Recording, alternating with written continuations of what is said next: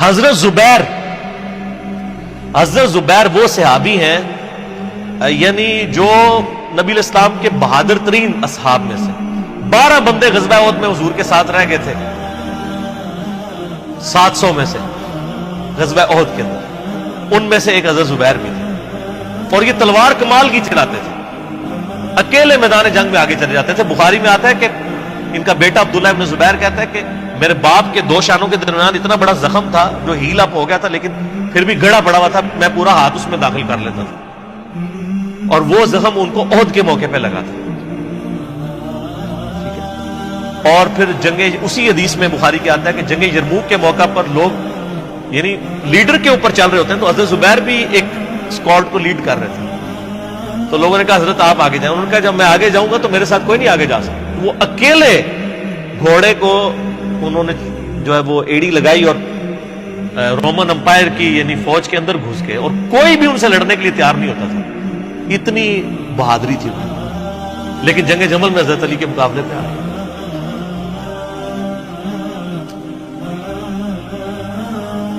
اس تکلیف کا کوئی اندازہ نہیں کر سکتا۔ حضرت حسن ابن علی نے بتایا مولا علی سے کہ بھئی حضرت زبیر آئے ہیں،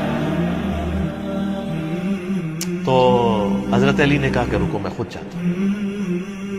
گئے، کہا زبیر یاد ہے وہ دن جب نبی تم مجھ سے بڑا پیار کر رہے تھے، پھوپھی ذات تھے نا، نبی الاسلام کی پھوپھی کے بیٹے ہیں حضرت زبیر بن عوام رضی اللہ تعالی۔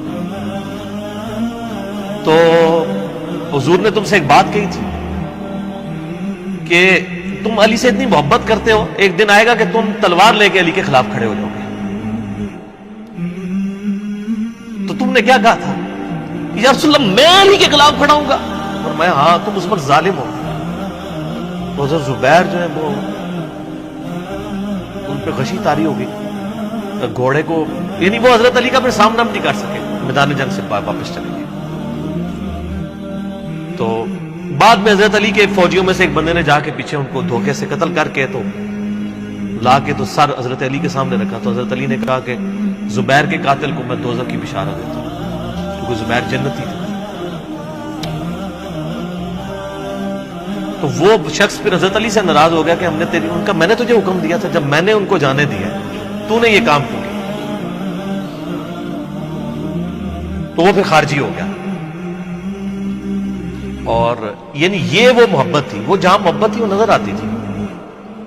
ظاہر ہے کہ ایک بندے کی ایک غلطی سے اس کی پوری زندگی 0 سے ملٹیپلائی نہیں ہو جاتی، جس نے اتنا کچھ دین کے لیے کنٹریبیوٹ کیا کبھی نہیں ہو سکتا ایسا۔ حضرت علی کو بھی اس بات کا پتہ تھا۔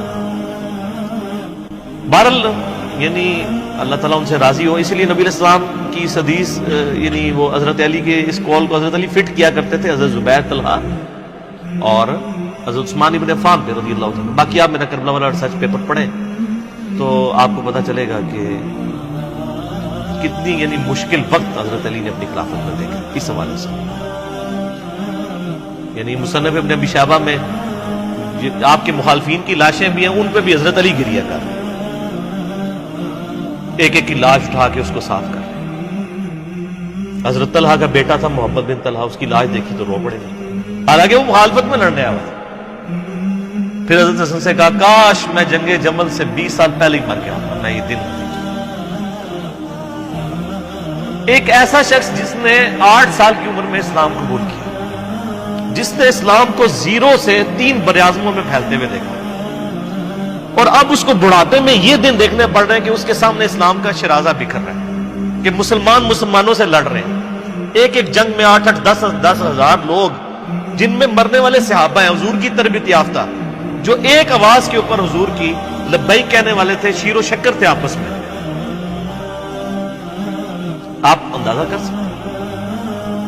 اسی لیے حضرت علی جو ہیں وہ یعنی کوفے میں شہر سے باہر آپ کو پتہ ہے کنویں ہوا کرتے تھے، اکیلے جا کے کنویں پہ بیٹھ کے رویا کرتے تھے کہ اللہ اس امت کے ساتھ کیا ہو گیا۔